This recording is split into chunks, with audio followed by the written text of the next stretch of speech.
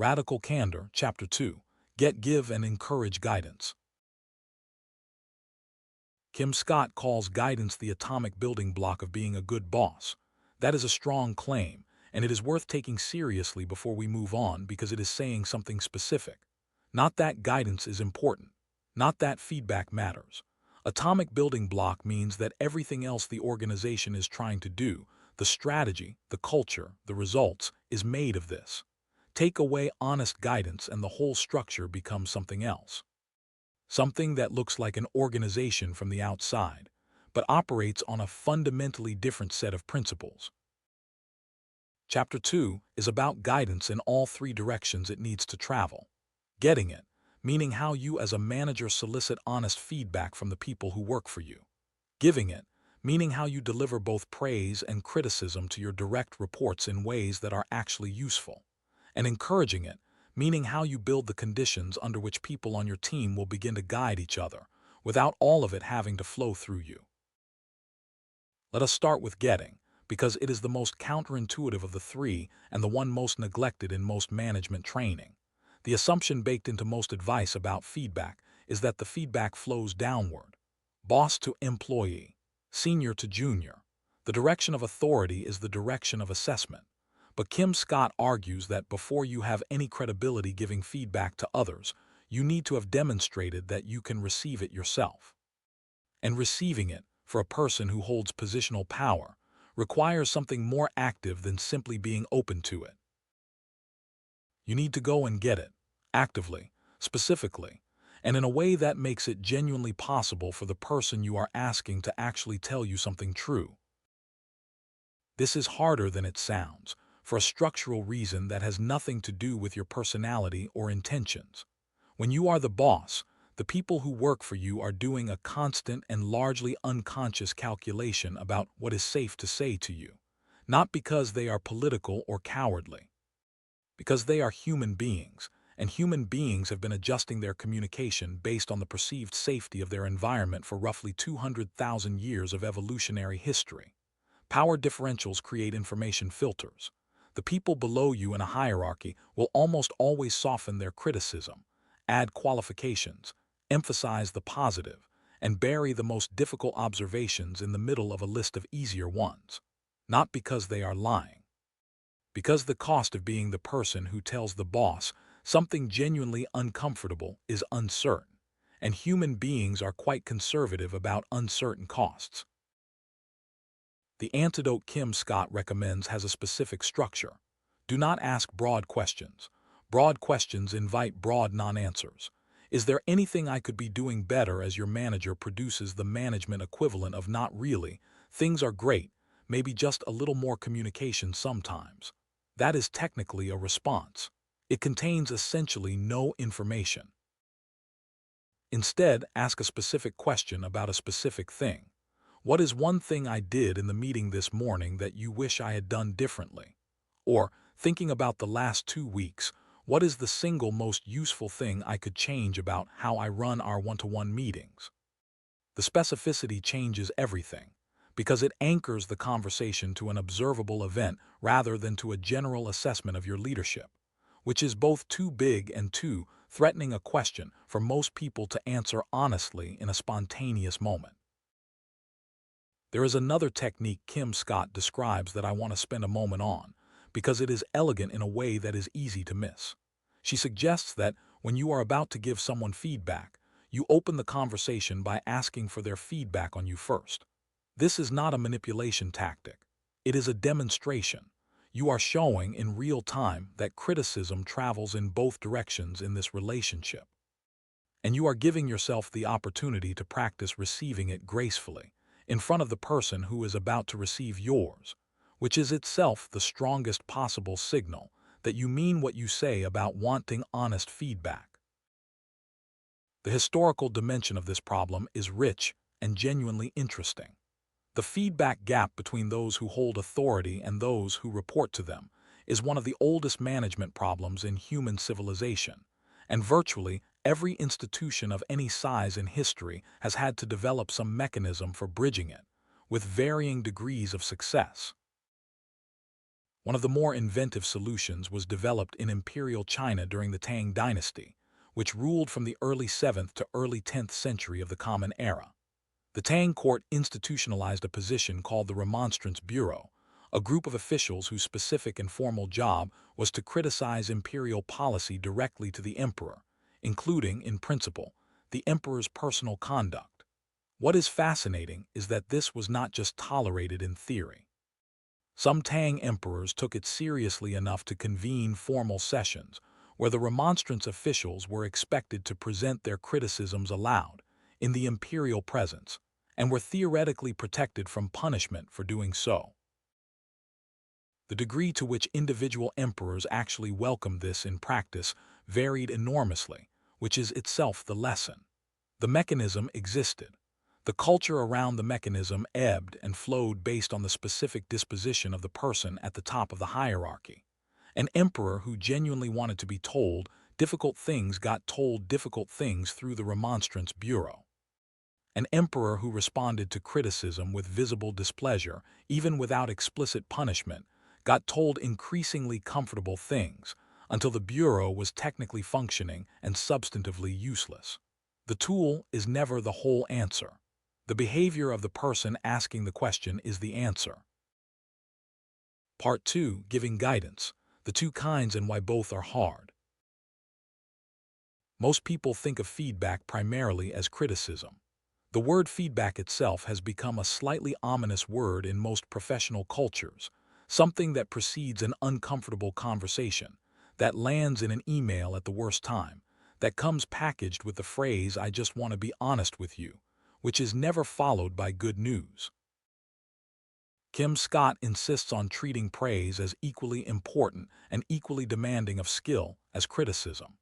Not because praising people is intrinsically difficult, but because giving praise that is actually useful is much harder than it appears, and most of the praise delivered in most organizations fails to meet that bar. The problem with generic praise is that it carries essentially no information. When someone does a genuinely good piece of work and their manager tells them good job, they have learned three things: that the manager noticed, that the manager approved, and absolutely nothing about what specifically they did that was good and should be repeated. Contrast that with a piece of specific praise that tells someone exactly what they did, in exactly what situation, that produced exactly what effect. That version teaches. That version is something the person can deliberately replicate. That version tells them what this organization actually values, in enough detail that they can produce more of it on purpose. Before we get to criticism, let me say one more thing about praise that most management writing leaves out entirely. Praise has a timing problem that mirrors the timing problem of criticism, and the two work in the same direction. Praise that arrives long after the event it is praising is not useless, but praise that arrives immediately, in the moment when someone has just done something well, carries an emotional and informational charge that delayed praise simply cannot replicate.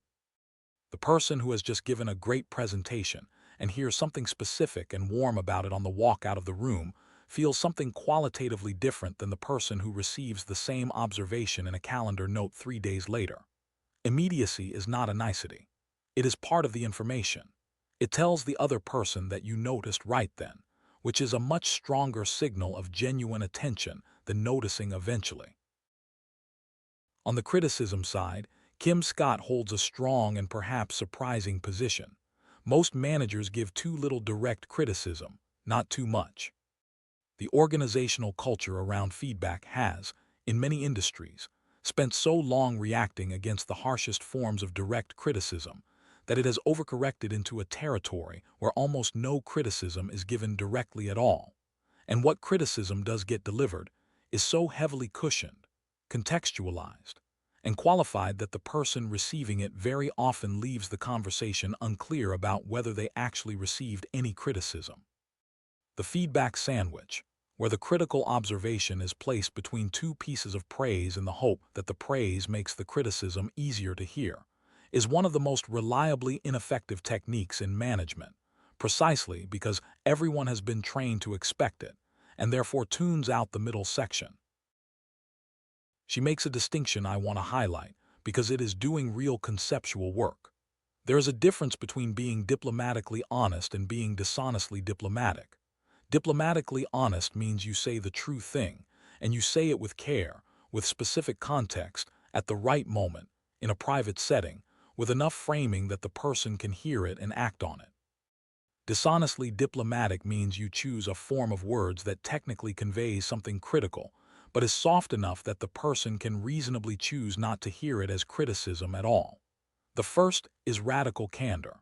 The second is ruinous empathy, disguised as thoughtful communication. Now let me bring in the most famous example in this book, the one involving Steve Jobs, because it illustrates the right kind of direct challenge so clearly, and because it also carries complexity that deserves to be named. Kim Scott describes working at Apple and observing the way Jobs operated in design and product reviews. His feedback was direct to the point that many people, encountering it for the first time, experienced it as aggressive. He would say a product was wrong or ugly or not good enough without cushioning or qualification. What made it, at its best, fall on the radical candor side of the line rather than the obnoxious aggression side was, in Kim Scott's account, the combination. Jobs was also capable of extraordinary enthusiasm and specific appreciation when something was right, and his teams could see, even in the most critical sessions, that the criticism came from a genuine and intense investment in the work being as good as it could possibly be rather than from contempt for the people doing it. I want to be honest about the complexity here, because the Jobs example has been used in enough business books to justify almost any leadership behavior, and some of the behavior in that particular career did cross into obnoxious aggression at various points, by most credible accounts. The lesson is not, therefore, to emulate Jobs. The lesson is to notice what separated his most effective feedback from his least effective, and that the separator was the same one Kim Scott identifies throughout. Whether the person receiving the challenge could feel, underneath the directness, that the challenge came from genuine investment in the outcome and care for what they were capable of producing. When that was present, the directness was motivating. When it was absent, it was just hard. Part 3: The Mechanics, how to actually deliver it. Beyond the 6 principles we discussed in Chapter 6 of this series, which cover the how of delivering feedback, Kim Scott has several more specific observations in Chapter 2 about the texture of good guidance that are worth dwelling on.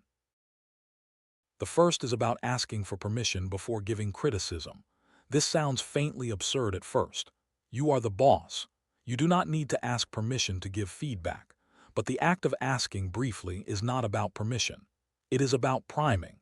When you say, "Can I give you some feedback about the presentation you just gave?" you are doing several things simultaneously. You are signaling that what is about to be said is feedback rather than small talk, which allows the other person to shift into a receiving mode rather than a casual conversational mode.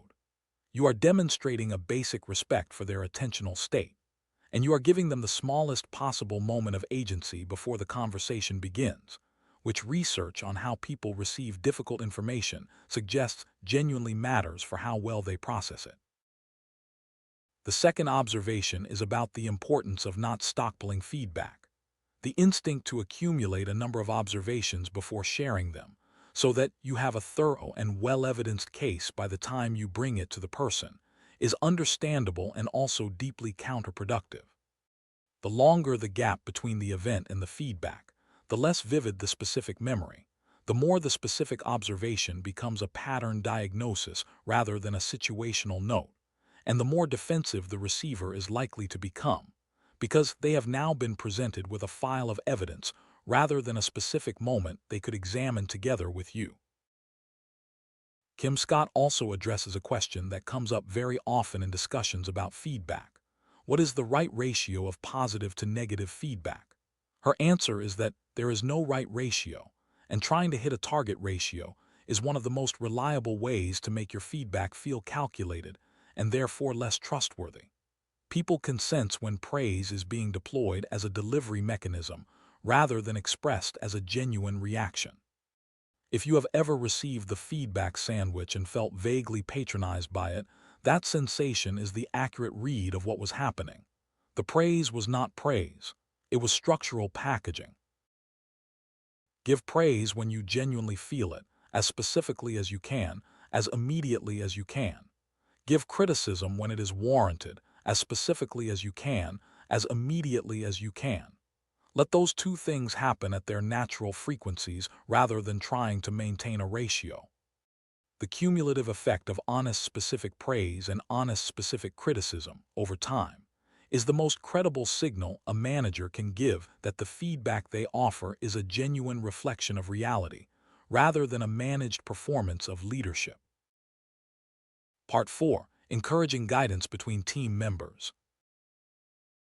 The third and in many ways most difficult part of the guidance challenge is getting the people on your team to give each other honest feedback without making it all flow through you, without it becoming a reporting culture, and without the formal feedback mechanisms destroying the trust they are meant to reinforce. Kim Scott's observations here connect directly to something she emphasizes about the manager's role in the guidance system. The manager is not the only source of feedback on a team. They may not even be the most useful source for every kind of feedback, because they are often further from the specific technical work than the colleagues sitting next to each other. The person best positioned to tell a software engineer that their code review comments are harder to understand than they need to be is probably not the engineering manager. It is probably a fellow engineer who has been reading those comments for 6 months and has a very specific picture of exactly what is confusing and why. Peer feedback at this level of specificity and proximity is enormously valuable. The challenge is that peer feedback is subject to a set of social pressures that make it hard to give honestly. Colleagues have to continue working together after the feedback conversation. They do not hold positional authority over each other, which means the social cost of giving unwelcome feedback is not buffered by any professional asymmetry. And in most organizations, peer feedback, when it does happen formally, feeds into performance review processes in ways that create obvious incentives to be strategic rather than honest. Kim Scott's prescription here focuses heavily on what she calls preventing backstabbing, which is her term for the pattern where people tell the manager about a colleague's problems rather than telling the colleague directly. This pattern is extremely common and extremely damaging because it teaches the manager to be a relay station in a circuit that should be direct. It creates information asymmetries that breed distrust, and it prevents the colleague who needs feedback from ever getting it from the person best positioned to deliver it. When a team member comes to you with a concern about a colleague, the radically candid response is to ask them to have the conversation directly, to offer to help them think through how to do it, and to follow up afterward to confirm it happened. You are not refusing to help. You are refusing to be a structural enabler of avoidance. That refusal, maintained consistently, teaches the team that direct peer-to-peer honesty is both expected and supported, which is the only way peer feedback cultures actually develop. There's a very instructive example from the development of the early internet that I find useful here. The culture of the open-source software movement, particularly in the 1990s and early 2000s, developed a set of norms around direct technical peer review that were, in some ways, more explicitly candid than almost any corporate culture of the same period. When you submitted code for review in a serious open-source project, experienced contributors would tell you, with specificity and without much ceremony, exactly what was wrong with it and why. The norms were established partly because the stakes of the work, software that other people would depend on, were clearly understood by everyone involved, and partly because the community had developed a shared vocabulary for the difference between criticism of code and criticism of the person who wrote it. The code might be wrong. That said nothing about the programmer's value or intelligence. Companies that have managed to port some version of that culture into their engineering teams have generally found it enormously productive. Companies that have tried to apply it in other domains have found it much harder, partly because the vocabulary for separating work criticism from person criticism is less developed, and partly because the cultural norm of direct peer review has to be built from scratch in most professional environments, rather than inherited from an existing community of practice. Part 5. The whole system working together. Kim Scott closes this chapter with an image that I want to spend our final section on, because it captures something important about what good guidance actually creates over time. She imagines an organization where radical candor has become the norm, where guidance flows in all directions, where praise is specific and criticism is immediate, and both are treated as ordinary acts of professional respect rather than exceptional performances of courage. In that organization, she says, resentments that have festered come to the surface and get resolved. People begin to love not just their work but the people they work with. The resulting happiness is what she calls success beyond success. I want to take that seriously rather than dismissing it as idealistic, because the evidence from team research across many different industries and organizational sizes actually supports it. High-trust environments where people feel safe to be honest consistently produce better outcomes on the metrics organizations say they care about: quality of output, speed of problem detection, retention of talent, and over long enough time horizons, competitive performance. The soft thing and the hard thing turn out to be the same thing, which is occasionally how reality works. But I also want to be honest about what it takes to get there. The image of radical candor as a comfortable, harmonious environment where everyone gives each other helpful feedback with equal ease is not quite accurate. Building a culture of honest guidance is uncomfortable repeatedly for everyone involved. The manager who asks for criticism and actually gets it has to manage their own defensive reaction in real time, publicly, in front of the person they are trying to build a relationship with. The team member who gives direct peer feedback for the first time has to manage the uncertainty of not knowing how it will land. The organization that tries to shift from a culture of ruinous empathy to one of radical candor will go through a period of awkwardness where people are trying something new without being sure yet of the norms. The discomfort is the point. Or rather, the discomfort is the evidence that something real is happening. Comfortable organizations are comfortable because they have reached a stable equilibrium. Sometimes that equilibrium is healthy. Often it is the equilibrium of people who have agreed, without ever explicitly deciding to, that everyone's feelings are more important than the truth, and that the truth can be the next organization's problem. The discomfort is the point. Or rather, the discomfort is the evidence that something real is happening. Comfortable organizations are comfortable because they have reached a stable equilibrium. Sometimes that equilibrium is healthy. Often it is the equilibrium of people who have agreed, without ever explicitly deciding to, that everyone's feelings are more important than the truth, and that the truth can be the next organization's problem. I want to add a day-to-day illustration of what the whole system working looks like at small scale, because the vision of radical candor as an organizational culture can feel abstract. Picture a team of 6 people. Every week they have a one-to-one with their manager. The manager has spent time asking for feedback about themselves and has visibly taken at least one piece of that feedback seriously and changed something as a result. People have watched that happen. The cost of giving the manager a direct observation has been demonstrated by the manager's own behavior to be approximately 0, and the return has been a visible change. So people give the feedback, and the feedback makes the manager slightly better at their job, and the manager's improved judgment produces slightly better decisions, and those slightly better decisions make slightly better work possible for everyone on the team. And that slightly better work is specifically recognized when it happens, which tells people what is valued, which produces more of it. The flywheel is not dramatic, it is incremental, but it compounds over time in ways that no single organizational initiative could match because it is not a program. It is just how this group of people has learned to talk to each other. One final historical note, because it matters. The most enduring cultures of honest guidance in human history have not been the ones where people were naturally brave or naturally direct.